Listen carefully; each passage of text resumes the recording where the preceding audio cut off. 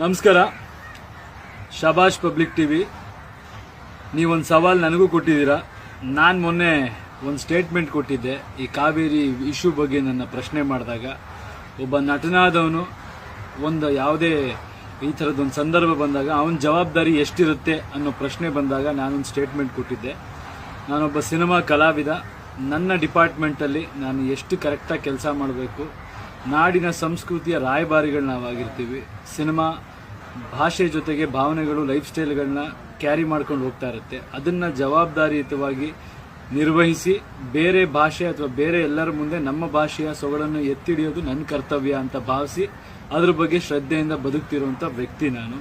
ಜೊತೆಗೆ ನನಗೆ ಸಾಮಾಜಿಕ ಕಳಕಳಿನೂ ಇದೆ, ಜವಾಬ್ದಾರಿನೂ ಇದೆ. ಆ ಅರಿವು ನನಗಿದೆ. ಏನು ಮಾಡಬೇಕು, ನಮ್ಮ ಜನಗಳಿಂದ ನಾವು ಬದುಕಿರೋದು ಅವ್ರಿಗೆ ಹೇಗೆ ಸ್ಪಂದಿಸಬೇಕು, ಅವ್ರ ಕಷ್ಟದಲ್ಲಿ ನಾವು ಹೇಗೆ ಭಾಗಿಯಾಗಬೇಕು ಅನ್ನೋ ಜವಾಬ್ದಾರಿ 100% ನನಗಿದೆ. ಬಟ್ ಮಾಧ್ಯಮಗಳಲ್ಲಿ ಯಾವುದೇ ಒಂದು ಇಶ್ಯೂ ಆದಾಗ, ಯಾವ್ದಾದ್ರು ಹೋರಾಟಗಳಾದಾಗ ಎಲ್ಲಿದ್ದಾರೆ ಸಿನಿಮಾ ನಟರು? ತೆರೆ ಮೇಲೆ ಡೈಲಾಗ್ ಹೊಡಿತಾರೆ. ತೆರೆ ಮೇಲೆ ಡೈಲಾಗ್ ಹೊಡೆದವರು ಬರೀ ತೆರೆ ಮೇಲೆನಾ? ಅವ್ರಿಗೇನು ಜವಾಬ್ದಾರಿ ಇಲ್ವಾ? ಮಜಾ ಮಾಡ್ತಿದ್ದಾರೆ.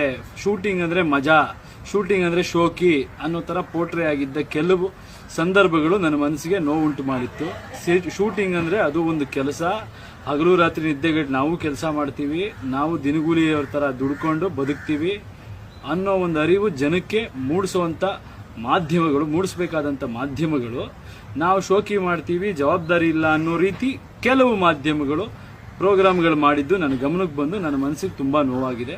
ಅದರಿಂದ ನಾನು ಆ ಇಂಟರ್ವ್ಯೂಲ್ ಆ ರೀತಿ ಒಂದು ಸ್ಟೇಟ್ಮೆಂಟ್ ಕೊಟ್ಟೆ. ಬಟ್ ಈಗ ಸೂಪರ್, ನೀವು ಸವಾಲಂತಲೇ ಸ್ವೀಕರಿಸಿದ್ರೆ ನನಗೂ ಭಾಳ ಖುಷಿ ಇದೆ, ಹೆಮ್ಮೆ ಇದೆ.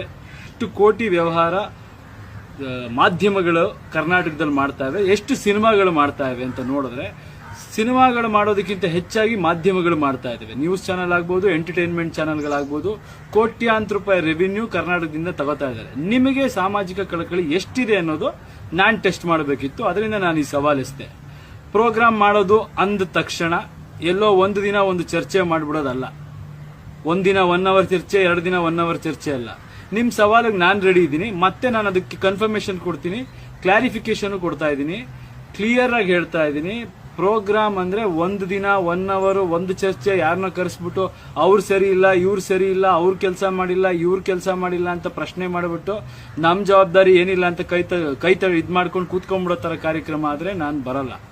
ಅಕಸ್ಮಾತ್ ನಿಜವಾದ ಕಾಳಜಿ ನಿಮಗಿತ್ತು ಅಂದ್ರೆ ಜನಗಳ ಪರವಾಗಿ ಯಾವ ಹಂತಕ್ಕೆ ಬೇಕಾದ್ರೂ ನಿಂತ್ಕೋತೀವಿ. ರೈತರ ಬಗ್ಗೆ ನಿಮಗೆ ನೀವು ಹೇಳೋ ಅಂತ ಅಥವಾ ಜನಗಳ ಮುಂದೆ ತೋರಿಸೋ ಅಂತ ಬೇರೆಯವ್ರ ಕಾಳಜಿ ಇದೆಯಾ ಅಲ್ವಾ ಅಂತ ಪ್ರಶ್ನೆ ಮಾಡುವಂತ ಕಾಳಜಿ ನಿಮ್ಮಲ್ಲಿದ್ದೆ ಅಂದ್ರೆ ನಾನು ರೆಡಿ ಇದ್ದೀನಿ. ನನ್ನ ಕೆಲಸ ಕಾರ್ಯಗಳನ್ನ ಬಿಟ್ಟು ಅಥವಾ ನನ್ನ ದಿನದಲ್ಲಿ ಹೆಂಗಾದ್ರೂ ಸರಿ ನಾನು ಟೈಮ್ ತೆಗಿತೀನಿ, ನಾನು ಪ್ರೋಗ್ರಾಮ್ಗಳು ಮಾಡ್ತೀನಿ. 1 ದಿನ 2 ದಿನ ಅಂತಲ್ಲ, ಅನ್ಲಿಮಿಟೆಡ್ ಒಂದಷ್ಟು ದಿನ ಅಂತ ಪ್ಲಾನ್ ಮಾಡೋಣ. ಬೇಕಾದ್ರೆ ಅದಕ್ಕೂ ಒಂದು ಲಿಮಿಟ್ ಹಾಕೋಣ.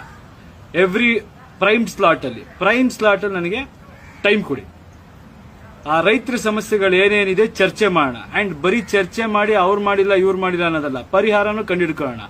ಯಾವಾಗಲೂ ಪ್ರಶ್ನೆ ಮಾಡ್ತಿರ್ತಿರಲ್ಲ ಏನ್ ಜವಾಬ್ದಾರಿ ಇದೆ ಅಂತ, ನಾನು ತೋರ್ಸಕ್ ನಾನು ರೆಡಿ ಇದ್ದೀನಿ. ನಿಂತ್ಕೊಂಡೇ ಬಿಡೋಣ, ಅದೇನ್ ಸಮಸ್ಯೆ ಇದೆ. ಯಾಕಂದ್ರೆ ಎಲ್ಲಾ ಹೋರಾಟಗಳಿಗೂ ನಾನು ಹೋಗಿದ್ದೀನಿ. ಮಹದಾಯಿ ಹೋರಾಟಕ್ಕೆ ಹೋಗಿದ್ದೀನಿ, ಎಲ್ಲ ಎಷ್ಟು ಕೋಲಾರಕ್ಕೆ ಹೋಗಿದ್ದೀನಿ. ಮೊನ್ನೆ ಯಾವ ಹೋರಾಟಕ್ಕೆ ಹೋಗಿದೀವಿ, ಎಲ್ಲಾ ಕಡೆ ಹೋಗ್ತೀವಿ, ಮಾತಾಡ್ತೀವಿ, ಚಪ್ಪಾಳೆ ಸಿಳ್ಳೆ ಬೀಳುತ್ತೆ. ಬಟ್ ಏನಾಗ್ತಿದೆ ರೈತರಿಗೆ ಏನಾದ್ರು ಉಪಯೋಗ ಆಗ್ತಿದೆಯಾ ಅದರಿಂದ, ಅಥವಾ ಯಾರಿಗಾದ್ರೂ ಪರಿಹಾರ ಸಿಕ್ಕಿದ್ಯಾ? ಅದೇನೇನು ಸಮಸ್ಯೆ ಇದೆ ಎಲ್ಲರೂ ಬರೀ ಅವ್ರ ಮೇಲೆ ಇವ್ರ ಮೇಲೆ ಬೆರಳು ತೋರಿಸ್ತಿದ್ದೀರಲ್ಲ. ನಾನು ಇನ್ನೊಬ್ಬರ ಮೇಲೆ ಬೆರಳು ತೋರ್ಸಕ್ಕೆ ಇಷ್ಟಪಡಲ್ಲ. ಮಾಡೋಣ ಬನ್ನಿ ಕೆಲಸ. ರೈತರ ಬಗ್ಗೆ ನಿಜವಾಗ್ಲೂ ಕಾಳಜಿ ಇತ್ತು ಅಂದ್ರೆ ಈಗ ನೀವು ಕೊಟ್ಟಿರೋ ಸವಾಲಿಗೆ ನಾನು ರೆಡಿ ಇದ್ದೀನಿ. ಎಲ್ಲರೂ ಬರೀ ಅವ್ರ ಮೇಲೆ ಇವ್ರ ಮೇಲೆ ಬೆರಳು ತೋರಿಸ್ತಿದ್ದೀರಲ್ಲ, ನಾನು ಇನ್ನೊಬ್ಬರ ಮೇಲೆ ಬೆರಳು ತೋರ್ಸಕ್ಕೆ ಇಷ್ಟಪಡಲ್ಲ. ಮಾಡೋಣ ಬನ್ನಿ ಕೆಲಸ. ರೈತರ ಬಗ್ಗೆ ನಿಜವಾಗ್ಲೂ ಕಾಳಜಿ ಇತ್ತು ಅಂದ್ರೆ ಈಗ ನೀವು ಕೊಟ್ಟಿರೋ ಸವಾಲಿಗೆ ನಾನು ರೆಡಿ ಇದ್ದೀನಿ. ಟಿವಿಲಿ ಕಮರ್ಷಿಯಲ್ಸ್ ಕೊಡಬೇಕು ನೀವು. ಕ್ಲಿಯರ್ ಆಗಿ ಹೇಳ್ತಾ ಇದ್ದೀನಿ. ಆಡ್ಸ್ ಬರುತ್ತಲ್ಲ, ಬರೀ ಪ್ರೋಗ್ರಾಮ್ ಅಂತಲ್ಲ, ಆಡ್ಸ್ಗಳು ಕೊಡಬೇಕು ರೈತರಿಗೆ ಸಂಬಂಧಪಟ್ಟಾಗಿ.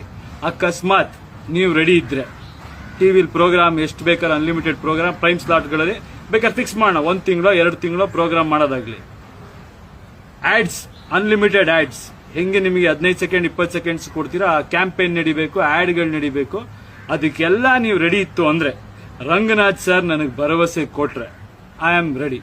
ನಾನು ಬರ್ತೀನಿ, ನೋಡೇ ಬಿಡೋಣ. ಯಾಕಂದ್ರೆ ಯುವಕರಲ್ಲಿ ಕಾವೇರಿ ವಿಷಯ ಅಥವಾ ನಾಡು ನುಡಿ ವಿಷಯ ಅಂತ ಬಂದ ತಕ್ಷಣ ಇಡೀ ಊರಿಗೆ ಬೆಂಕಿ ಹಚ್ಚೋಷ್ಟು ಕಿಚ್ಚಿದೆ ಅಂದ್ರೆ ಆ ಬೆಂಕಿಲಿ ರೈತರ ಮನೆ ದೀಪ ಬೆಳಗಿಸೋಷ್ಟು ಕಾಳಜಿನೂ ಇದೆ, ಆ ಶಕ್ತಿನೂ ಇದೆ ಅಂತ ನಾನು ನಂಬ್ತೀನಿ. ಆ ದೀಪ ಬೆಳಗಿಸೋ ಕೆಲಸ ಆದ್ರೆ ನಾನು ರೆಡಿ. ಬೆಂಕಿ ಹಚ್ಚೋ ಕೆಲ್ಸಕ್ಕೆ ನಾನು ಯಾವತ್ತೂ ಬರಲ್ಲ. ದೀಪ ಹಚ್ಚೋ ಕೆಲ್ಸಕ್ಕೆ ನೀವು ರೆಡಿ ಅಂದ್ರೆ ರಂಗನಾಥ್ ಸರ್ ನನಗೆ ಭರವಸೆ ಕೊಟ್ರೆ ರೆಡಿ ಇದ್ದೀನಿ. ಅಗೇನ್ ಓಪನ್ ಚಾಲೆಂಜ್ ಆಗ್ತಾ ಇದ್ದೀನಿ. ಬರೀ ಪಬ್ಲಿಕ್ ಟಿವಿ ಅಲ್ಲ, TV9, ETV, BTV, ZTV, ಪ್ರಜಾ ಟಿವಿ, ಯಾವ್ಯಾವ ಟಿವಿ ಇದೆಯೋ ಎಲ್ಲರೂ ರೆಡಿ ಇದ್ರೆ ಬನ್ನಿ ಮಾಡೇ ಬಿಡೋಣ. ರೈತರಿಗೆ ಅದೇನೋ ಬರೀ ಮಾತಲ್ಲಿ ರೈತರ ಕಾಳಜಿ, ರೈತರ ಸಮಸ್ಯೆ, ನೀವು ಮಾಡೋ ಪ್ರೋಗ್ರಾಮ್ ಇಂದಾಗ್ಲಿ ಅಥವಾ ನಾವು ಹೋಗಿ ಮಾಡೋ ರ್ಯಾಲಿಯಿಂದಾಗ್ಲಿ ಭಾಷಣದಿಂದಾಗ್ಲಿ ರೈತರ ಮನೆಯಲ್ಲಿ ಇರೋ ಸಮಸ್ಯೆ ಬಗೆಹರಿಯಲ್ಲ, ಅವ್ರಿಗೊಂದೊತ್ತು ಊಟನೂ ಸಿಗಲ್ಲ. ಅವ್ರಿಗೇನಾದ್ರೂ ಒಳ್ಳೆ ಕೆಲಸ ಮಾಡೋದಕ್ಕೆ ನೀವು ರೆಡಿ ಇದ್ರೆ ಎಂಟೈರ್ ಮಾಧ್ಯಮಕ್ಕೆ ಹೇಳ್ತಾ ಇದ್ದೀನಿ ನಾನು.